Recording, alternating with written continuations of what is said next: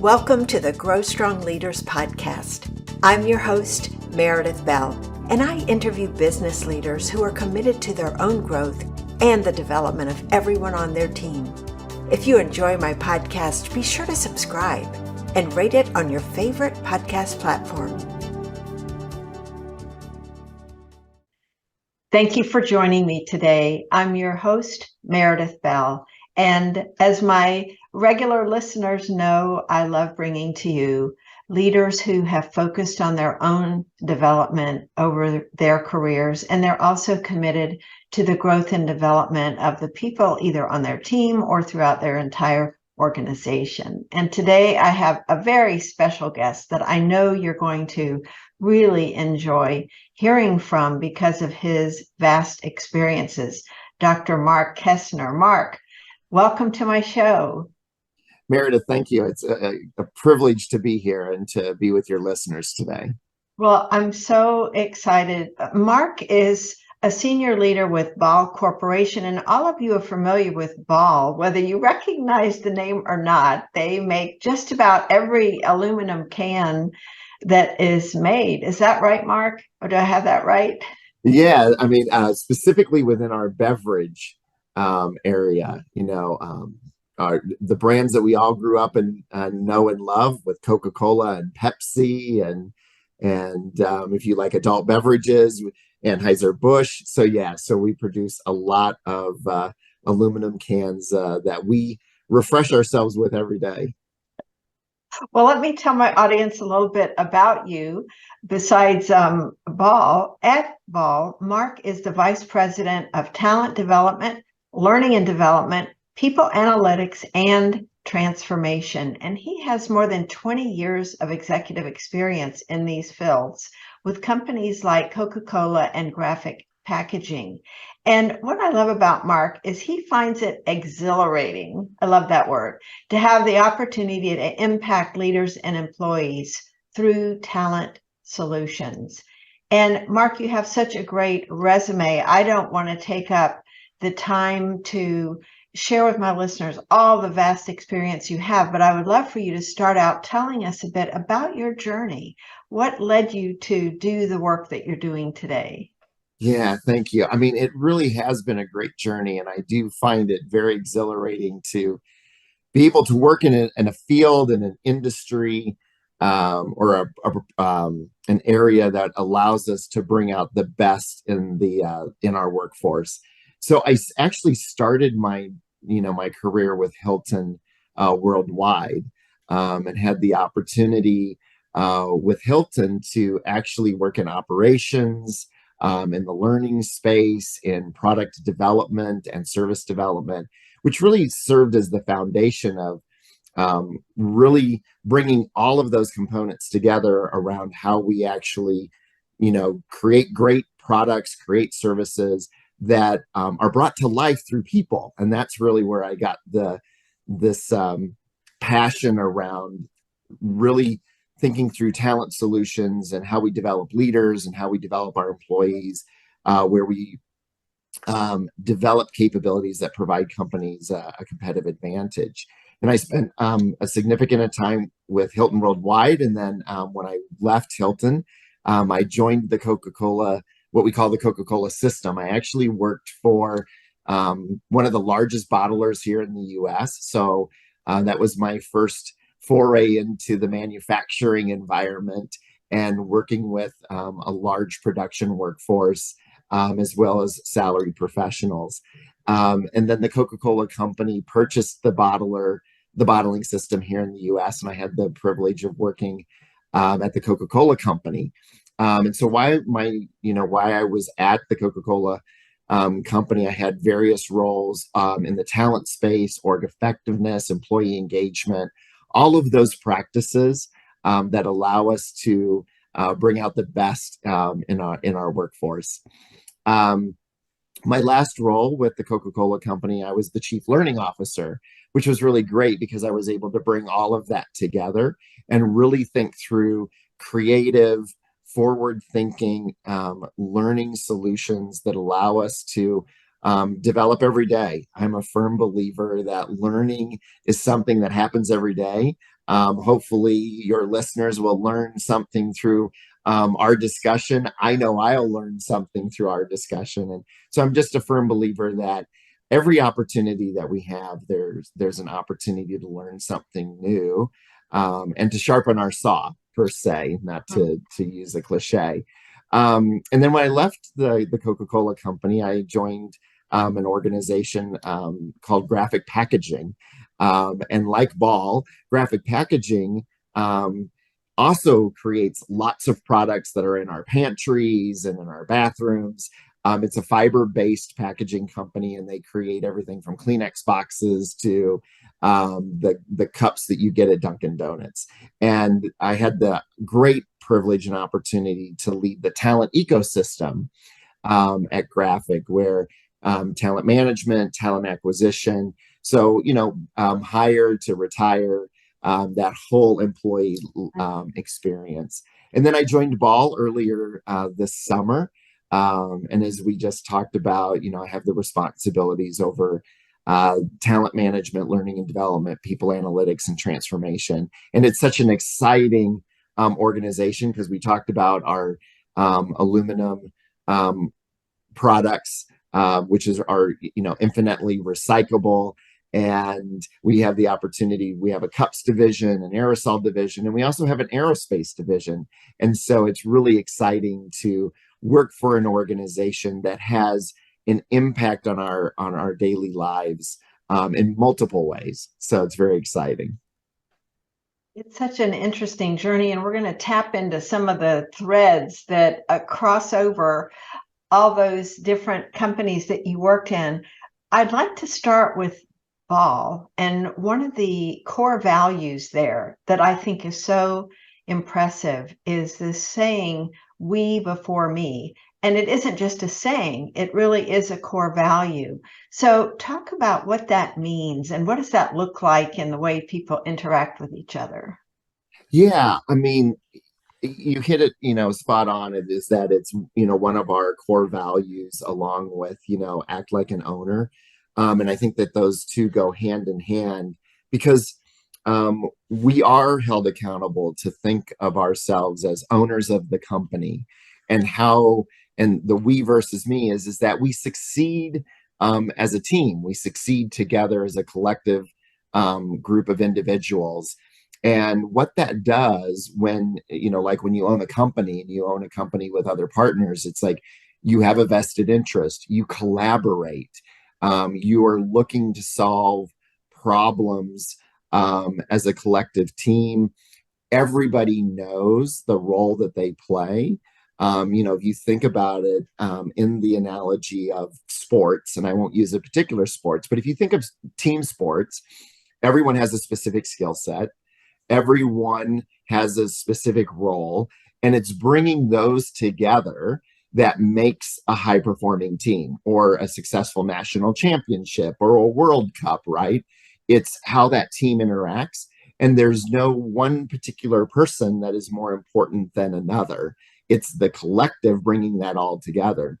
I love it. I can't take credit for this saying. It was a leader that I had the privilege of working for throughout my career that said, together we're very smart people, right? Or each of us is very smart, but together we're genius. And I think that it's bringing all of that together that just gives you that collective power of we, which is why it's a fundamental value to Ball, in that we really do believe that it's we before me, and it's that collective, and it permeates through the culture, and it permeates through how we think about rewards and recognition as well. Thinking about that, and I was sitting here reflecting on how in so many organizations, stovepipes are created and people are competing for resources with each other. And I'm curious, with that as a core value, how does Ball avoid falling into that trap of people competing with each other? Yeah, I mean, one, I think because it is such a core value, and you link that with the act like an owner. We also have, a driving strategic philosophy around drive for 10, which is, drive for excellence, right? Mm, And, fundamental in our drive for 10 is we know who we are, we know where we're going, and we know what's important. And with those three tenets, I think it addresses your question is like, like all organizations, we're not perfect. We don't get it right all the time. But because we know who we are and because we know where we're going and we know what's important, that really helps you understand what are the objectives? What are the objectives of the company? And what are the objectives for me as an individual and as me as part of a team in achieving those objectives?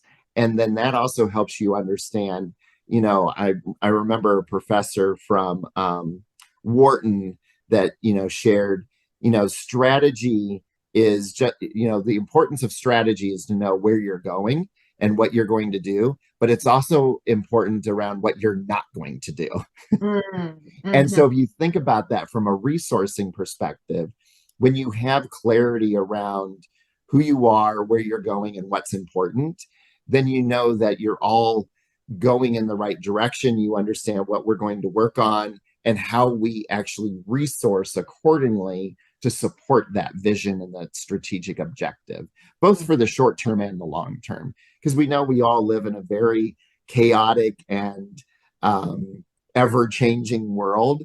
And so we have to be able to be adaptable and be able to adjust and shift priorities and resources accordingly. And, large organizations, sometimes struggle with that. And they, we don't always get it right either. So, Well, I love those three, and I can see how they work in sync. And the other thing I love, Mark, is as you're talking, I can just see your eyes lighting up. It's clear to me that you were attracted to these core values in joining Ball as a senior leader. And I want to go into this whole focus on leadership too, because I think that's important. There's an acronym that you had shared with me, ICA, that describes the Ball philosophy around leadership.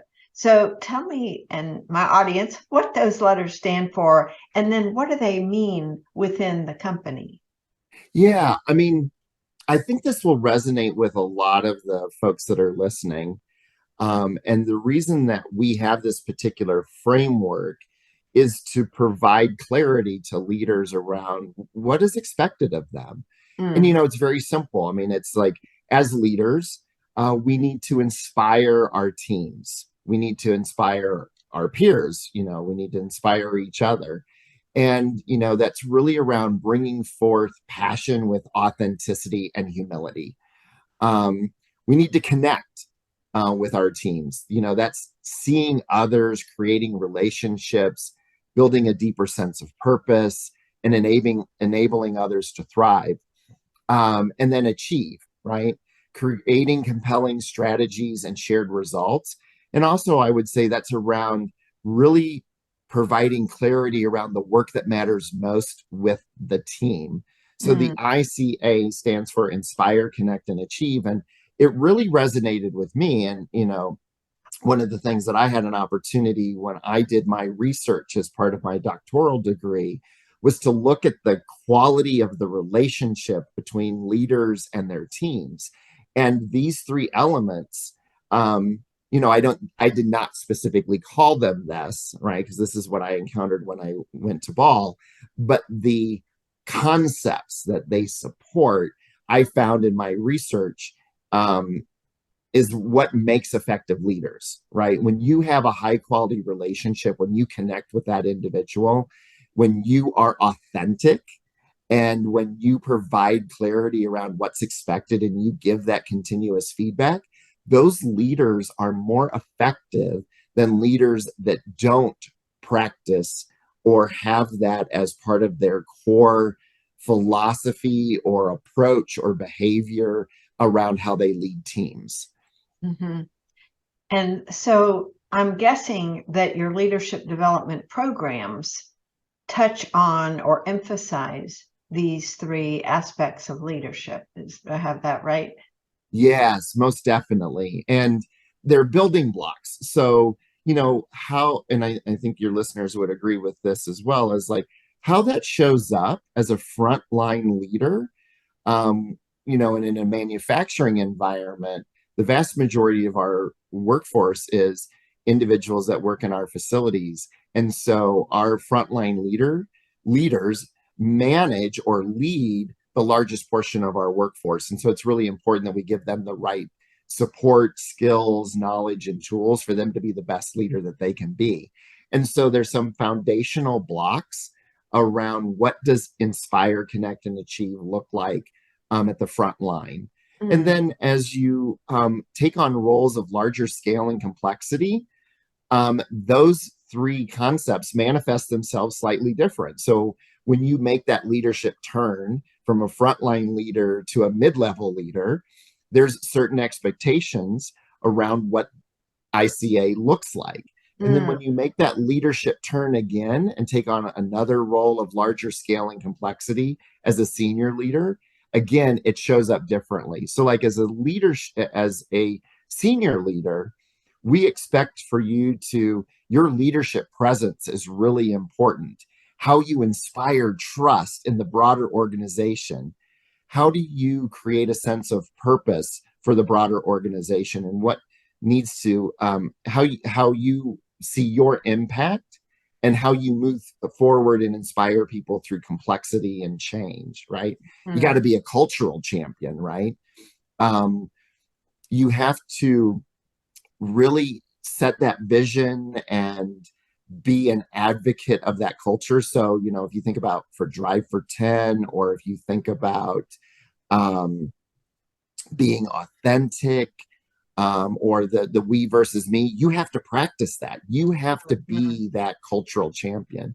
And then you have to be that breakthrough strategist, right? You see connections that others don't. You help make those connections. You translate insights and strategies into operational plans. And, you also have to help the organization understand what is the goals and objectives. What are we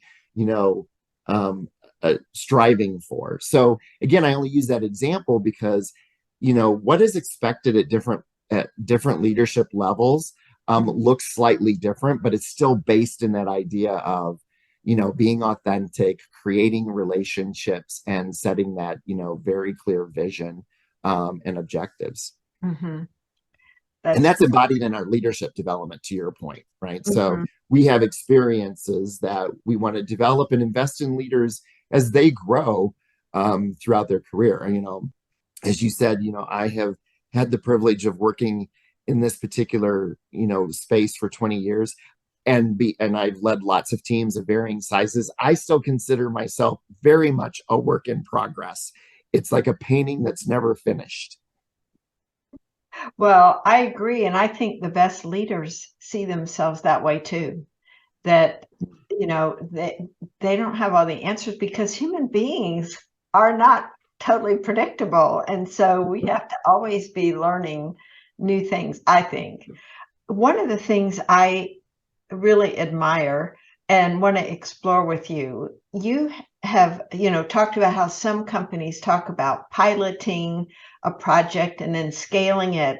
And you're not fond of those words. You prefer experimenting and testing. And I would love for you to talk about the distinction you make with those pairs of words, because I think it could have real value for people in thinking about putting in place something new with a specific group. Right. I mean, they go hand in hand, but experimenting and testing, to your point, goes first. And, again, not to be cliche, but, some of our strongest strengths come out of our biggest failures, right? And I know lots of folks have said that. And, that's the concept of experimentation. When you pilot something, you're making assumptions that you're going to scale it, right? And that assumes that you've worked out all of the kinks and the bugs and the pilot was successful. And the reason I said they go hand in hand is because experimentation goes first. You may have a concept And we actually did this in a couple organizations that I worked with around performance. And there's been lots of organizations that have really challenged the traditional approach to performance management, where you set objectives, you cascade them, you do a mid-year review, and you do an end of the year review. And there's research that challenges if that approach really works. And so what we found, because I don't want to assume that it doesn't work in all organizations, but what we found in some organizations that I worked with is that that process wasn't serving us well. So we decided, like mad scientists, there was a team of us to say, we want to try some different approaches. We want to experiment. And the reason we're going to experiment is that we don't know if this is going to work. Traditional performance and management's been around for decades, if not longer. And we're joining some other organizations that are going to really try some different approaches. And so we experimented, tried out different components, and then saw what worked. And then we also, as we were positioning it with leaders, we're going to try something. We need for you to trust us. This may not work. And therefore, it may never see the light of day in the organization. Now, fast forward, there were many components that worked in the experiment. And we actually did then do a larger pilot, and then we did scale it to the organization. But there were things that didn't work. There were things that we found like, wow, that just doesn't work. I'll give you an example. One of the things we experimented with is that instead of doing a mid-year review and an end-of-year review, what if we talked about performance monthly? So every 4 weeks. What if we talked about performance every 12 weeks? And then what if we talked about performance quarterly? And what we found is that quarterly wasn't often enough, and it was almost very similar to the mid-year and end of year. And the every 12 weeks didn't particularly work in this particular organization because our business routines were monthly. And so the 12-week cycle felt a little off. And so, but you learn those things. And, sometimes if you skip that experimentation and the ability to fail or the ability to learn, then you come up with a solution and you pilot it, and then you're scaling it, and then you're discovering things. And doesn't allow you to be as adaptable and as agile. So I am a big proponent of being able to do small experiments and learn from those. What did you find was the best time frame? If quarterly and 12 weeks weren't the right rhythm, what did you find was? Yeah, so the monthly actually, in this particular context, was the right rhythm. Because if you think about it, we were constantly talking about, and it really had a couple different components to it. What was the work that you just finished or that is in flight, and how is that going? How can I support you? Let me give you feedback and coaching on what I think is working and how we can continue to move that forward. And then you're also talking about what's next for the next 30 days. And you're getting into this rhythm and cycle of continuous feedback and continuously focusing on the work that matters most. Not to use COVID as an example, but if you just think about that, in February, before COVID hit, we were probably talking about, wow, we're going to, achieve this in the next 30 days or this in the next 45 days. And when you got to March 15th, a month later, that all changed, right? If you don't have that kind of cycle, then you can't be that agile and that adaptable. Because I guarantee you, probably for most leaders, what you were talking about in February drastically changed on March 18th. So it just allows a more adaptable model. Well, let's think about in experimenting. One of the other things I know you're a big believer in is continuous feedback for both the organization and at individual levels. So what kind of experimentation have you done around well, first, let's talk about, what do you mean by continuous feedback? What does that look like?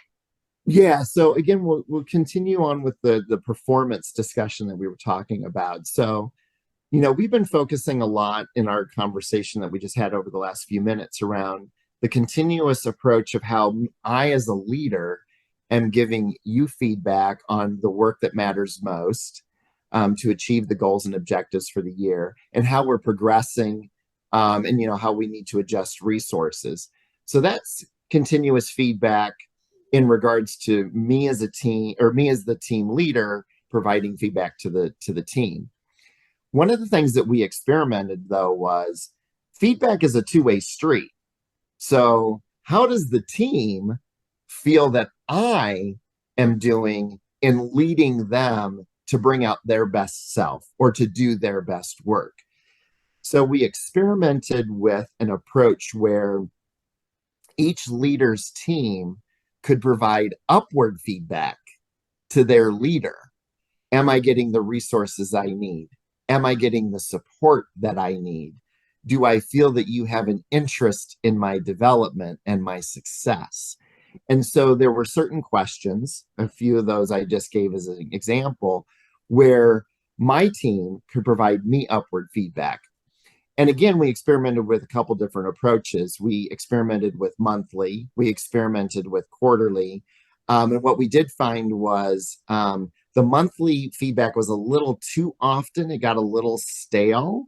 And we saw a dip in the team providing upward feedback. What we found was quarterly was the right sequence in this particular context for a team to provide upward feedback to their leader. And then we also created what we called a leadership index. And there were certain questions that we knew through research that correlated to a leader's effectiveness. And what was really good is that I could see my leadership effectiveness over time, over those quarters. For US listeners, that they'll be able to relate to this. It's almost like a credit score, right? Your credit score doesn't stay stagnant. Neither does our leadership effectiveness. There are days that, we're human, right? There's days that I'm probably more effective than not. And so it allowed me to understand and course correct, based on the feedback of my team. And so there's an example of, to me, continuous feedback is two-way. It's gathering feedback from your team around how effective you are and what do you need to do in order to bring out the best in them. And then for you to provide feedback so that they can understand where they stand, and how they can achieve the objectives for the team. So yeah, and it works really well. And we did lots of data correlation and research around engagement to make sure that this experiment was working. So. Well, I think that's so valuable. And I love the fact that it's two-way. I would assume with the leaders, they're meeting individually with each member of their team in these monthly sessions. What are you using? Is it an electronic questionnaire for people to give the upward feedback to their managers, or how are you gathering the data to present to the individual? Yeah, so it's a great question, and there's a couple components. One is that you're right at the heart of this, and we called it this in the experiment, is the art of the conversation. It's about the one-on-one that you're having with your team. So at the center of it is the one-on-one, the conversation. But to provide support both to the leader and to the team member, to the direct report, we did provide some mechanisms to help provide some reflection. So before the one-on-one, the manager gets to reflect on certain questions. It's just around 6 or 7 that helps prepare them for the one-on-one. And we do capture that in a system. And then the employee provides upward feedback on those 10, it's about 10 questions, and they provide that into the system as well. So you have both people reflecting, and then which allows them to come to the one-on-one very well prepared. And, we tried to make it very, lots of times performance systems or performance approaches to performance management, or many of our, many HR practices, we tend to maybe make them too complex. And so we wanted to keep it very simple. Mm. And so are the thought starter questions that we gave to the leader was, one, how are you doing? Meredith, how are you doing? Two, what are you working on? How's it going? And then three, how can I support you? Mm. Right? Very three simple questions, but three very powerful questions, right? Yes. And so it's just a great example of how you can take something very complex and make it very simple. I love that, Mark. It just makes so much sense because I think oftentimes managers are feeling they have to be so task oriented, they would skip that first question, how are you? To jump right into what are you doing and how's it going? Have you met the deadlines or whatever? So taking that time and having it come from the organization as being okay and actually encouraged to spend time dealing with this human being that's in front of me to find out how things are going with them. I think that's just such an important element. And that last question, how can I support you? Because I'm just picturing how effective these have to be as people get into the rhythm of doing them and seeing their manager is very genuine in their interest about how I'm doing, how my work is going, and then how they can support me. That way, and knowing that these questions are going to come to me, I'll be better prepared to answer them because I know they're coming and it's not a surprise. So as an employee, I can be proactive in thinking about what is it I do want from this person to make the conversation really productive on both sides. Right. I mean, you're spot on. And, our work and lives, our work and our lives are so integrated, right? Yes. So, it's when you ask the question and you have a high quality relationship with your leader and with your direct reports, when you ask the question around how are you doing, it creates that, to your point, that authenticity and that genuineness to say, I'm not doing well. I'm overwhelmed. I mean, we've seen over the last, 18 to 24 months that people are feeling overwhelmed. Yeah. And we need to care about their mental well-being. And that gets to the support, right? Because if you don't know where the individual is at, it's really hard to talk about the work, right? Mm-hmm. Because I need to know where, how you're doing and what can I do to support you in order for the work to actually get accomplished. Mm-hmm. And I think, to your point, we miss that. So many times we just jump in and go, okay, what are you working on? Right, right. And it's this um idea somehow that I don't have time to get into that, and I think circling back to those core values that Ball has, when you look at we versus me and the, strive for 10, this whole idea of we're in this together. And I think that that can then give permission to managers to ask those questions at the front end and the back end that really address the whole person. So I just think that's great. I know we're running on time, so I have one final question that I'd like to ask you, and that's about your own development and growth as a leader. Can you identify a couple of ways that you have seen yourself grow as you've done this experimenting and testing and seen, I like the way every time you started to say failure, you changed it, to learning.